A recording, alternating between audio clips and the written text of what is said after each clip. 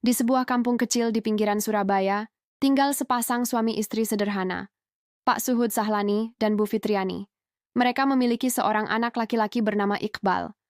Sejak kecil, Iqbal lucu dan penurut. Tapi seiring bertambah usia, sikapnya berubah. Ia mulai membantah, membentak, dan melawan.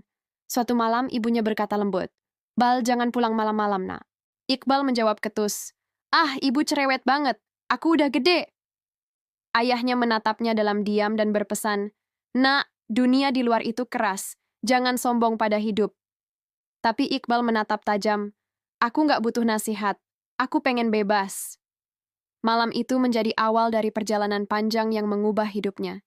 Ia pergi meninggalkan rumah, membawa tas kecil dan jaket lusuh. Ia menumpang truk menuju Surabaya, bergabung dengan anak-anak punk jalanan. Di sanalah ia merasa bebas, tapi juga kehilangan arah. Hari-hari ia lalui di emperan toko, bernyanyi di perempatan, makan dari sisa warung. 3 tahun berlalu tanpa kabar. Sementara itu, di rumah, Bu Fitriani tak pernah berhenti berdoa. Setiap malam ia duduk di dekat pintu, menunggu anaknya pulang. Pak Suhud duduk di teras, menatap jalan yang kosong. Hingga suatu malam di Jombang, hujan turun deras. Iqbal terbaring lemah di bawah atap toko tua. Badannya panas tinggi, seluruh tubuh gemetar.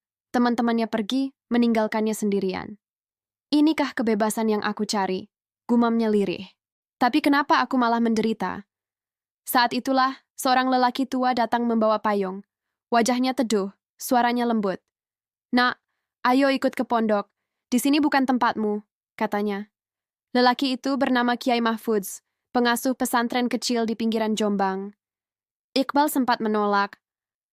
"Aku ini anak jalanan, tato di mana-mana. Gak pantas tinggal di tempat suci."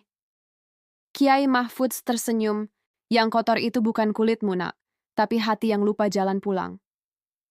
Ucapan itu menembus hatinya. Iqbal pun dibawa ke pondok. Di sana, para santri merawatnya dengan kasih. Tak ada yang mencemooh, tak ada yang menjauh. Semua memperlakukannya dengan hormat. Hari demi hari, Iqbal mulai sembuh. Suatu malam, Kiai Mahfudz membacakan pesan berjudul "Cinta untuk Anak Laki-laki". Suara beliau tenang, tapi menusuk hati.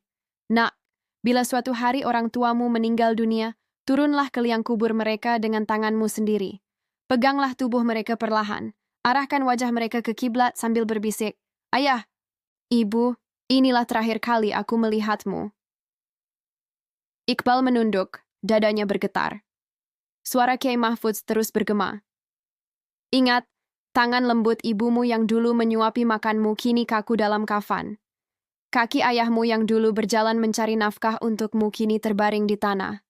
Dan kini, siapa yang akan memegang tangan mereka saat mereka menjerit di alam kubur memohon doa dari anaknya?"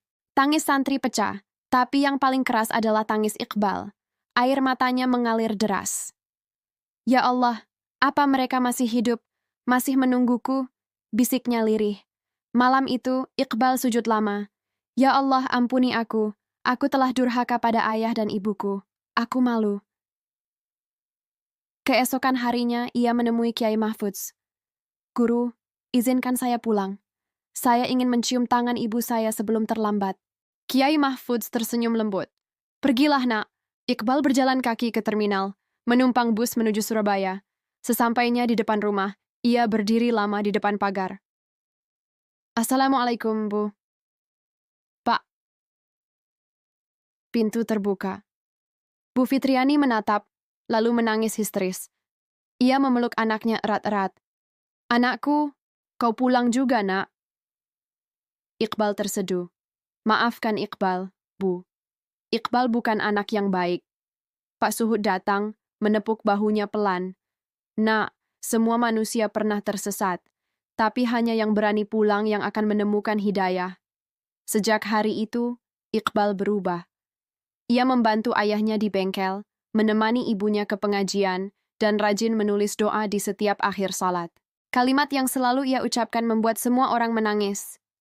"Kalau orang tuamu masih hidup, peluk mereka hari ini juga. Jangan tunggu sampai tanah menelan tubuh mereka, baru kau sadar. Cinta terbesar ternyata ada di rumahmu sendiri."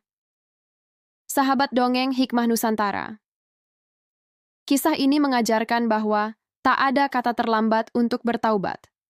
Seorang anak yang tersesat pun bisa kembali bila hatinya tersentuh kasih dan doa orang tua. Cinta ibu dan ayah tak akan pernah padam, bahkan ketika anaknya jauh. Dukung channel ini dengan subscribe, like, dan share, agar kisah-kisah inspiratif dan penuh hikmah dari Dongeng Hikmah Nusantara terus hidup dan menginspirasi banyak orang.